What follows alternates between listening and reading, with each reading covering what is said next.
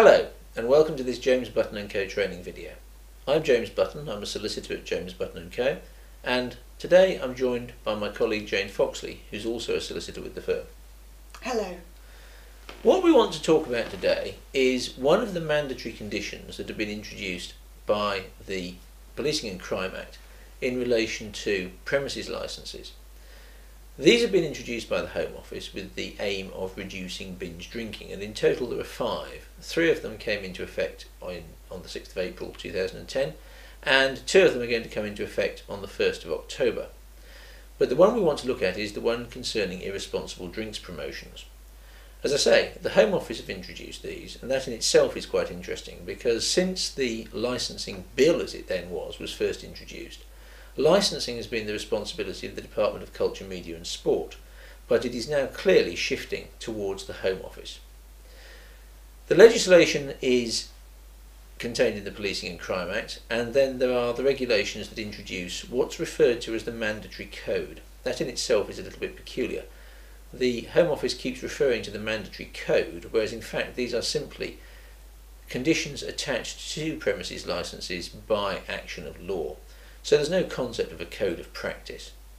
There is also guidance issued by the Home Office, and that in itself is one of the things we want to discuss. So, Jayne, what's your view on the irresponsible drinks promotions and how does it work?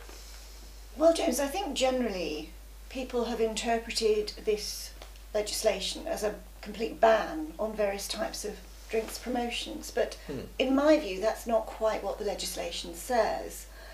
There are some uncertain elements in there. First of all, a responsible person, premises licence holder for example, has to take all reasonable steps to ensure that staff don't carry out, arrange or participate in irresponsible promotions. So the first question I suppose is, what are the reasonable steps?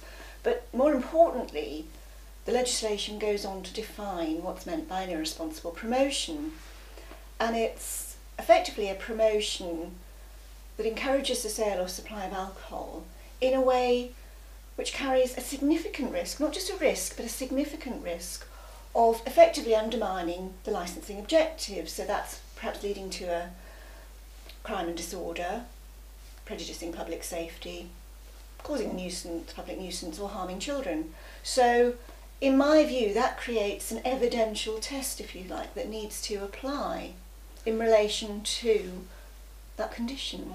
So unless a prosecuting authority, whether that's the police or the local authority, can show that there was that significant element of risk, then the condition isn't going to bite. Is that what you're saying? That's certainly my view from the way it's drafted. And put it this way, if I were advising an existing premises licence holder who'd been carrying on, for example, all you can drink for £10 on a Friday night, and they could show that there had been no problems in relation to those licensing objectives, so no crime and disorder, for example, no nuisance, but in carrying on, no problems at all, no evidence, then I would be advising them to continue to run that promotion because it wasn't an irresponsible promotion within the meaning of the legislation. Yes, because not all these promotions lead to binge drinking, do they? Well, absolutely.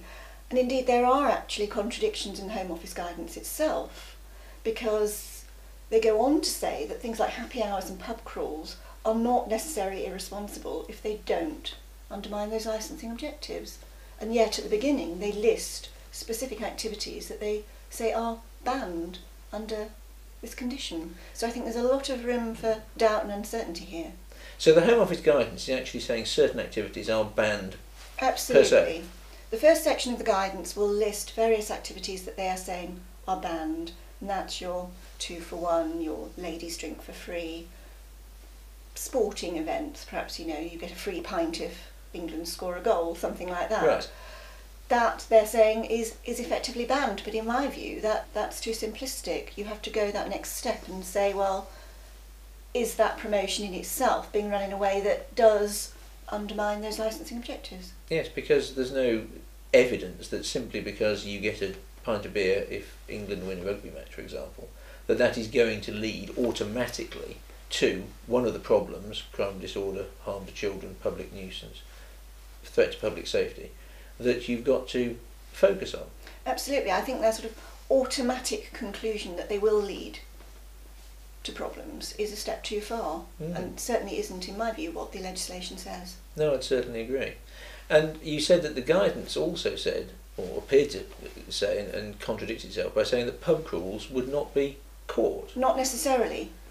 Ah, so they've tempered that They've slightly tempered with that. a They're necessarily. saying that the happy hours and pub crawls don't necessarily undermine those licensing objectives and lead to that significant risk of disorder, but they may do. They may do. So they've qualified those, they haven't qualified the other types of promotion, which I think they should have done. I think they should have done as well. Right, well that's extremely interesting, thank you very much. We hope you found that an interesting insight into these conditions. Thank you very much indeed.